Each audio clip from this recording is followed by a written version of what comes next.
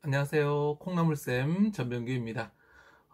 오늘은 초등 수학 공부의 핵심 4가지 중에 두 번째 시간입니다. 앞에 두 가지 다른 영상에서 이야기했었거든요. 못 보신 분들은 먼저 보시고 오시면 좋을 것 같고요. 요약해드리자면 두 가지였습니다. 첫 번째는 연산력, 그리고 두 번째 개념력. 이미 요것에 대해서는 아시겠지만 좀 더 숨겨진 이야기들, 자세한 이야기를 많이 했으니까 꼭 보셨으면 좋겠고요.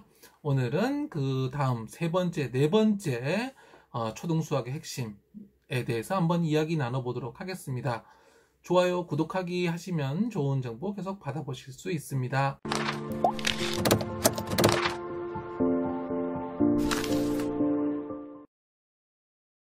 초등 수학 공부의 핵심 4가지 세 번째는요, 바로 문해력입니다.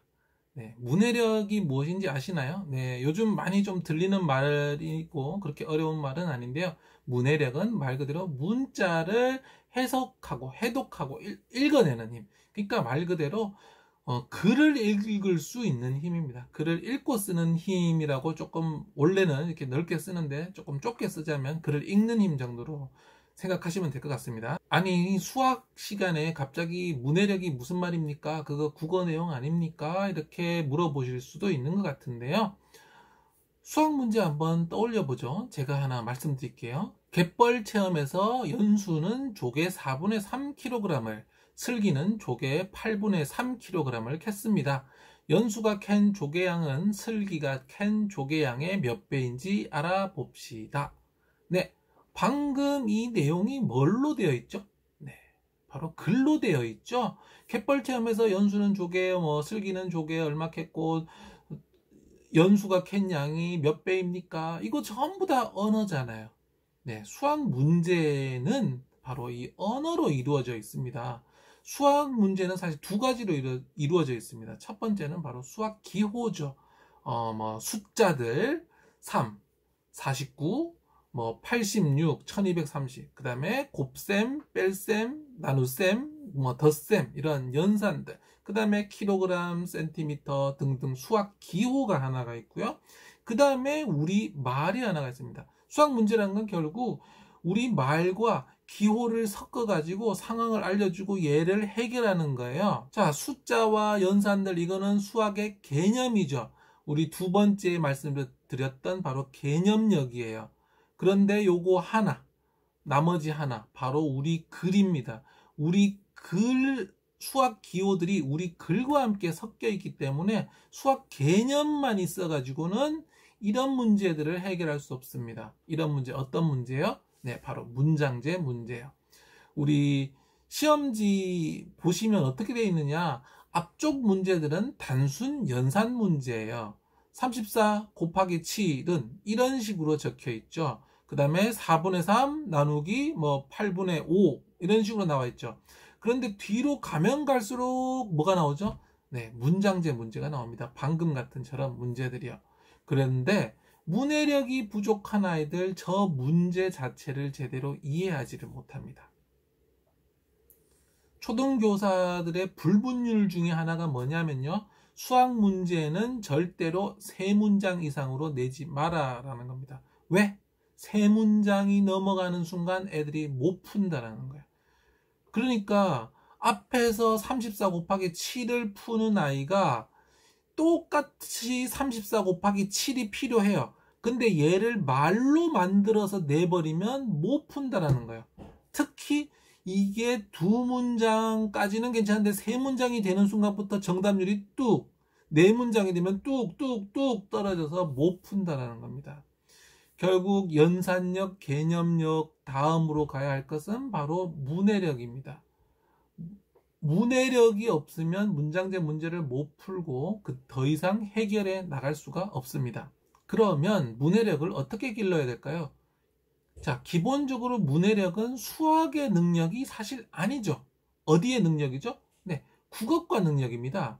그러면 제가 올려드렸던 영상 초등 국어 공부의 핵심 2가지를 참고하셔야 됩니다. 제가 거기서 2가지 뭐라고 말씀드렸죠? 2가지 중 첫 번째가 바로 책 읽기였죠. 책 읽기가 문해력을 기르는 가장 핵심적인 방법입니다. 그래서 책을 많이 읽는 아이가 수학도 잘할 가능성이 높습니다. 물론 책을 많이 읽어도 연산력과 개념력이 안 되는 애들은 안 됩니다. 이게 더 기초기 때문에 연산이 1층이고 개념이 2층에 올라가고 다음에 문해력이 3층에 올라가는 거기 때문에 문해력이 좋다고 하더라도 수학 공부를 별도로 하지 않은 아이들은 1층과 2층에 있는 연산력과 개념력 때문에 수학을 못합니다. 하지만 이것을 남들과 같은 수준으로 한다면 문해력이 뛰어난 아이가 훨씬 수학을 잘할 수 있는 거죠. 그래서 책 읽기 초등에서는 모든 공부를 제쳐두고라도 1번으로 가야 되는 게 바로 책 읽기입니다. 자, 그러면 수학 자체의 문해력을 기를 수 있는 방법은 없는가? 네, 있습니다. 바로 CSI 질문 전략인데요. 제가 제 책 초등 6년 공부 하브루타로 완성하라 이 책에 소개한 방법입니다. 제가 보니까 아이들 지도하면서 보니까 너무 문해력이 부족해. 그런데 책 읽기 너무 장기간의 시간이 걸려. 그러면 단기적으로, 물론 장기적으로 책 읽기를 시키지만 단기적으로 수학 문제를 제대로 풀릴 수 있는, 수학 문제를 제대로 읽고 해석할 수 있는 그런 방법이 없을까라고 생각하다가 고안하다가 제가 만들어낸 방법입니다. 그래서 CSI 질문 전략 한번 알아보도록 하겠습니다. CSI 질문 전략은 크게 두 가지 질문으로 생각을 해보시면 됩니다. 사실은 그 뒤에 많습니다. 그런데 지금 문제는 문제에 있는 문장을 읽지 못하는 게 문제잖아요. 그렇기 때문에 이 두 가지만 기본적으로 배우시면 일단은 도움이 됩니다. 첫 번째는 뭐냐면은 바로 무엇을 구하고자 하는가라고 항상 물어야 됩니다. 수학 문제를 받았어요. 아이가 난 무슨 말인지 모르겠어 라고 했을 때 부모님 이렇게 얘기하셔야 돼요. 이 질문을 해라. 자, 물어봐라. 무엇을 구하고자 합니까? 이렇게 물어봐라. 그리고 찾으라고 하세요. 연필 가지고 구하고자 하는 것을 밑줄로 그어보세요. 아까 전에 문제 한번 볼까요? 자, 이 문제를 보면 무엇을 구하고자 하고 있죠? 네. 연수가 캔 조개 양은 슬기가 캔 조개 양의 몇 배인가죠? 바로 저 부분이 구하고자 하는 겁니다. 자, 두 번째는 바로 주어진 조건은 무엇인가 라고 물어야 됩니다. 자, 구하고자 하는 것을 알게 됐다면 그러면 걔를 구하려면 문제에는 항상 조건이 하나 주어지거든요. 문제라는 건 결국 이 두 개로 구성된 거예요. 요거 구해. 그런데 그냥은 못 구하니까 요거 줄게. 요거 이용해서 요거 구해. 이거 수학 문제거든요. 그래서 이 두 가지만 물으면 수학 문제는 거의 다 이해할 수가 있습니다. 정말 우리 글자 모르는 수준이 아니라면. 그래서 첫 번째, 구하고자 하는 것은 무엇이니? 연수가 캔 조개량이 슬기가 캔 조개량이 몇 배인지 알려고. 두 번째, 주어진 조건은 연수는 조개 4분의 3kg을, 슬기는 조개 8분의 3kg을 캤구나. 이게 바로 주어진 조건입니다. 이 질문을 하게 하시고요. 첫 번째. 두 번째는 이 질문에 대한 답을 꼭 밑줄을 긋도록 하세요. 이 밑줄 긋기가 굉장히 중요합니다. 시선을 집중시키면서 포커스, 집중하게 만들 거거든요. 그래서 이 두 가지 질문만 하면 모든 수학 문제를 해독해낼 수 있습니다. 그 이외에 방금 CSI 질문 전략의 뒤에는 더 많은 질문들이 있는데요. 꼭 해야 되는 질문들. 이번 시간에는 여기까지 하겠습니다. 다음에 기회가 되면 더 설명드리도록 하고 제 책을 참고하셔도 좋을 것 같습니다. 초등수학 공부의 핵심 4가지 중 마지막 4번째 뭐라고 생각하십니까? 네, 바로 사고력입니다. 사고력. 말 그대로 생각하는 힘이죠. 사고력 문제는요, 비정형의 문제입니다. 우리 보통 수학 문제집에 뻔한 문제들, 교과서에 나오는 문제들 있죠. 이것과는 다르게 교과서에 나오는 배운 방식과는 좀 다른 방식을 이용해야 되는, 두 가지 방식을 접한다든지 좀 더 추론을 한다든지 다른 식의 생각을 해서, 왜냐면 앞에 거는 뭐냐? 연습을 통해서 훈련이 되면 쉽게 풀 수 있는 문제들이에요. 근데 사고력 문제는 그런 게 아니라 좀 더 다르게 생각을 해야 되는, 그러니까 늘 가던 길이 아니라 생각해서 다른 길로 피해서 돌아가야 되는 그런 문제들, 사고력 문제라고 합니다. 그래서 사고력이 수학의 마지막 네 번째 힘이 되겠는데요. 우리 수학을 예전에는 산수라고 했잖아요. 새말 산에다가 셀수라고 해서 숫자를 센다라고 했습니다. 그래서 옛날에 산수는 결국 연산력만 생각을 한 거죠. 그런데 요즘에는 수학이라고 하죠. 숫자에 대한 학문이라는 뜻입니다. 학문은 결국 생각을 해야 되는 거거든요. 답을 외우는 것이 아니고. 자, 그래서 수학의 완성은 결국 이 사고력이라고 볼 수가 있는데요. 우리가 수학을 왜 배우느냐, 입시에 도움이 되니까 하죠. 그런데 우리가 공부를 왜 하는가? 지난번에도 말씀드렸지만 이게 입시는 역시나 하나의 과정인 거고요. 결국에 우리가 이루고자 하는 것은 뭐냐 하면은 결국 생각할 줄 아는 인간을 만들려고 합니다. 입시 잘해가지고 좋은 대학 가서 잘 먹고 잘 살아. 그건 개인적인 영광의 차원인 거고, 공부라는 것의 근본적인 목적, 그리고 우리가 우리 삶에서 정말 공부를 통해서 뭔가를 얻기 위한다면 생각하는 힘부터 길러야 되거든요. 바로 이 사고력 수학은 그 공부의 최종 목적에 맞게 수학을 기능의 수준에서 멈추지 않고 생각하는 힘까지 길러주는 게 바로 이 사고력 수학입니다. 그런데 기본 수학만 하더라도 정형화된 문제조차도 풀지 못하는 아이들이 수두룩하기 때문에 바로 이 교과서에서는 사고력 수학을 전혀 다루지 못하는 형편이고요. 학교 교육과정상 사고력 수학은 다루지 않기 때문에 초등에서는 굳이 꼭 해야 되는 것은 아닙니다. 하지만 이걸 한다면 교육적 목적에 맞게 생각하는 힘을 길러줄 수 있기 때문에 한다면 도움이 될 수는 있겠죠. 하지만 사고력 수학 쉽게 했다가 괜히 좌절하는 경우가 많으니까 꼭 권유하지는 않습니다. 사고력은 어떻게 길러야 하는가? 흔히들 사고력을 기른다 그러면 가장 먼저 생각하는 게 사고력 수학 문제집, 그리고 사고력 수학 학원을 이야기하는데요. 그는 그 다음 문제입니다. 근본적인 게 아니에요. 근본적으로 교과서 공부를 하면서도 사고력을 기를 수가 있습니다. 우리는 공부는 사고력을 기르기 위한 거라 그랬죠? 그렇기 때문에 기본적인 공부를 하는 데 있어도 사고력을 기르는 방식으로 해야 됩니다. 기본적인 문제에서는 사고력을 못 기르는 게 아니고요. 사고력을 기를 수 없는 방식으로 지금 아이들이 공부를 하고 수업이 진행되고 있다고 보셔야 됩니다. 자, 그러면 사고력을 어떻게 길러야 되는가? 사고력은 생각을 함으로써 길러지기 때문에 수학 문제를 생각을 많이 하면서 풀어야 됩니다. 아니 무슨 이게 말장난이야 라고 생각하실 텐데요. 문제는 아이들이 생각을 하지 않으면서 푼다는 거죠. 어떻게? 기계적으로 푼다. 기계적으로 어떻게 해요? 공식을 암기해서 숫자를 대입하는 식으로 풀고 있는 게 문제입니다. 자, 원의 넓이는 어떻게 구하죠? 반지름 곱하기 3.14. 자, 그러면 이 원의 넓이는 7입니다. 그러면 이 원의 넓이는 얼마일까요? 7 곱하기 7 곱하기 3.14. 답을 구한다. 자, 이게 바로 기계입니다. 7이라 수학 구하는 기계에다가 7을 넣으면 떼그당 하고 답이 딱 나오는 거죠. 이런 식으로 수학을 하기 때문에 사고력이 길러지지 않습니다. 굳이 어려운 사고력 수학 문제집 학원에 가지 않더라도 사고력을 어떻게 기를 것인가 생각을 해야 되는데, 무엇을 생각하느냐? 첫 번째, 공식의 원리를 탐구를 해야 됩니다. 공식의 공식 자체를 외우는 게 아니라 공식의 근원, 자, 이 손 밑에 뭔가 숨어 있죠. 우리가 손은 여기 달려 있잖아요. 그죠? 공식이라는 것도 바로 여기에 달려 있는 것처럼 달려 있거든요. 무언가가. 그 원리가.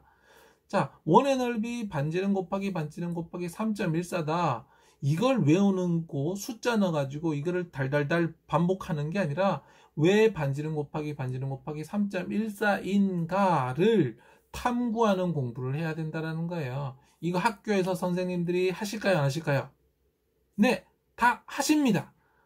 보통은 안 하신다고 생각을 하실 수 있을 것 같아요. 학교에서 무슨 사고력 수학이야? 아까 전에 안 한다고 하지 않았어? 네, 비정형화된 사고력 수학의 문제집과 학원에서 하는 그런 사고력은 안 하지만 사고력을 기르기 위한 활동은 다 합니다. 문제는 아이들이 신경을 안 쓴다는 거예요. 아이들은 뭐냐면 그냥 자르고 붙이고 하고 아무 생각 없이 생각을 하지 않으면서 합니다. 그 다음에 묻죠. 네, 그래서 선생님 답이 뭐예요? 근데 공식이 뭐예요? 그냥 공식만 알려주세요. 이런 식으로 간다는 거죠. 이런 아이들이 바로 사고력이 정체가 되고 나아가지 못하는 거죠. 바로 공식을 선생님이 심지어 안 알려줬다고 하면 그 공식이 어떻게 나왔는지 탐구를 해봐야 됩니다. 그런데 교과서에 다 나와 있어요. 왜냐하면 이게 수학의 목적이니까. 그런데 선생님이 설명해주고 하는데 아이들이 잘 이해를 못하고 하질 않는 거죠. 바로 머릿속으로만 하지 말고 조작하고 만들어 보면서 그 공식이 나오게 된 도출된 원리를 탐구를 해야 됩니다. 사고력 수학의 그 복잡한 문제, 나중에 나오는 사고력 수학 문제를 풀려면 이 공식을 그대로 쓰는 건 사고력 수학 문제들이 아니거든요. 이 공식을 분해해서 이 원리들을 사용할 수 있는 것이 또 하나의 방식입니다. 그렇기 때문에 이 공식의 원리를 아는 게 굉장히 중요하고요. 두 번째, 사고력 기르는 방법. 두 번째, 바로 풀이 과정을 말로 계속해서 설명하는 겁니다. 왜 이것과 이것을 더해야 되는지, 예를 들어서 문장제 문제가 짝 있잖아요.